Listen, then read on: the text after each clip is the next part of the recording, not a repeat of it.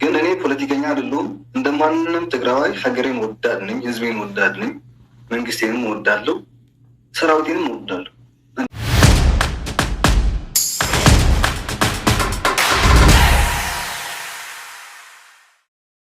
ሰላም ሰላም ናዚ ቻናሌ ቤተሰብ ከመኒእኹም ከመቀኒኹም አነ ሰላም እግዚአብሔር ይመስገን። ጠፊ ቪዲዮ ሰሪ hayፈልጢ ከመኒእኹም አነ ሰላም አምላኽ መስገን ማለት እዩ።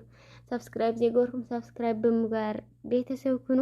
ሰብስክራይብ ዘይገርኩም ድማ ላይክ ሼር ኮሜንት ብምግባር መጨረሻ ነዚ ቪዲዮ ተኸታተልዎ ማለት እዩ። ባርከስ ለማሓብ ፍሊ ዝበለ ሕፅር ዝበለ ቪዲዮ እዩ ወፅኒሁ ማለት እዩ።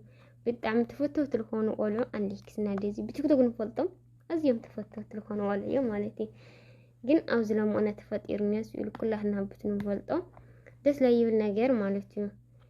ናዴዚ ቤተሰብ ምስ አሌክስ ክትቅጽል አይደለ ወይ አዳለ ኣብ ላይ መጽያ ተናገራ ነራ ዘነገራት ተናገራ ነራ ማለት እዩ።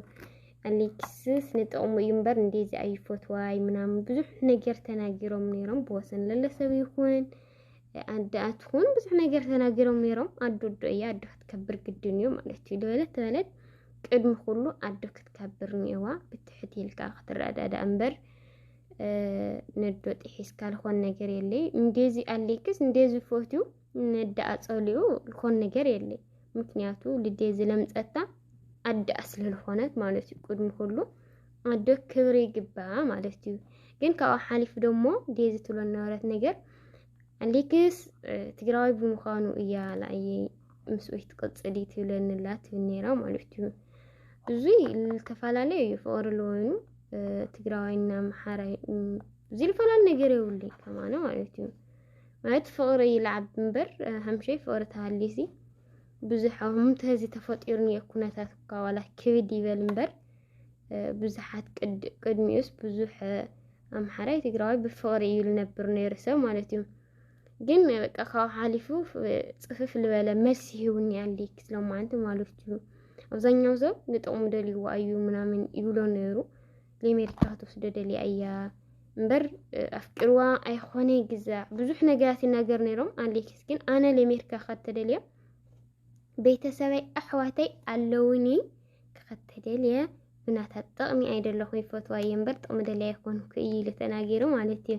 ስትኸክል እዩ ማንም ሰብ ፍቅር እንበር ጥቅምስ እንጃ ዝሮ ከቢድዩ እና በጣም አዚዩ ጽፉፍ ለሆነ መልስ ይሁንዮ አዚ ደስ ሊል መልስ ይሁ ትግራውነቱ በትግራውነቱ ልወራ በትግራውነቱ ለይወዳደር ለይደራደር እዩ ኩላህና ንፈልጣው ቲክቶክ አፍት ጸገም ጊዜ ለሪና የና አፍት ህዝለ ኩሉ ጊዜ ባንድ ሒዙ ኮሪዕ ልወጽ ቆልዓዩ ግን በቃ ብትሎም አንቲ ወኒ መስለ በጣም እዩ ደስ ይልና በጣም እዩ ደስ ይልና ናም ወገኔ በጣም ደስ ሊል መልስ ይሁ ማለት እዩ። ግን እኔ ፖለቲከኛ አይደለሁም። እንደማንንም ትግራዋይ ሀገሬን ወዳድ ነኝ፣ ህዝቤን ወዳድ ነኝ፣ መንግስቴንም ወዳለሁ፣ ሰራዊቴንም ወዳለሁ። እንደማንኛውም ሰው ደግሞ የሀገሬን ባንዲራ ይዤ እጨፍራለሁ፣ በሀገሬን ባንዲራ ይዤ እገባለሁ። በሀገሬም አላፍርም፣ በህዝብም አላፍርም፣ በመንግስቴም አላፍርም። እና ይህንን ግልጽ እንዲሆንልህ ተስፋ አደርጋለሁና ሌላውን ላይ ቁልቋልህን ብላ ለወረቀት ብለን የቀረብካት ወረቀት አለኝ፣ ባይሆን ወረቀት አለኝ ገባ የትኛውም ሀገር መግባት ይችላሉ ያለ አሜሪካ ምናምን ማለት ነው። እኔ ደግሞ አሜሪካ ሄደ የመኖር ፍላጎት የለኝም። ምክንያቱም ከአሜሪካ የሚበልጥ ሀገር ነው ያለሁት በሁሉም ነገር